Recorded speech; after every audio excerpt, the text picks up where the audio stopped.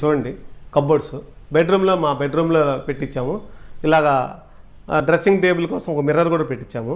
అయితే చాలామందికి బెడ్రూమ్లో కబోర్డ్స్ పెడితే ఏసీ పోతుంది అని చెప్పి ఒక రకమైన అపోహ ఉంటుందండి.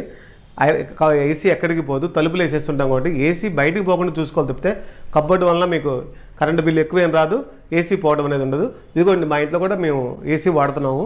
చూడండి ఈ కబోర్డ్స్ చేసేటప్పుడు మనం దానికి అద్దాలుగా ఉంటే అద్దాలు బిగించుకోవచ్చండి. ఉదాహరణకి మనకి హాల్లో ఉంటుందండి, హాల్లో పక్కన టాయ్స్ పెట్టుకోవడానికి కానీ లేదా బొమ్మలు పెట్టుకోవడానికి మెమోండోలు పెట్టుకోవడానికి అద్దాల నుంచి కనపడాలని ఎవరైనా కోరుకుంటారు. వాళ్ళ ఇంట్లో ఉన్న ఐటమ్స్ అందరికీ కనపడాలని షో ఐటమ్స్ అద్దాలు పెట్టుకోవచ్చండి. ఆ అద్దాల మీద మీకు different design, corner designs, itching lines ఏది కావాలంటే అది వేసుకోవచ్చు. అట్లాగే సేమ్ టైం మనకు దేవుడి గదిలో ఉందనుకోండి, దేవుడి గదిలో కబోర్డ్ చేశారనుకోండి, దేవుడి గదిలోంచి కొద్దిగా గాలి పోవడానికి చిన్న చిన్న హోల్స్ పెట్టి దానికి గడ్డలు పెట్టి దాన్ని డిఫరెంట్గా పెడతారు.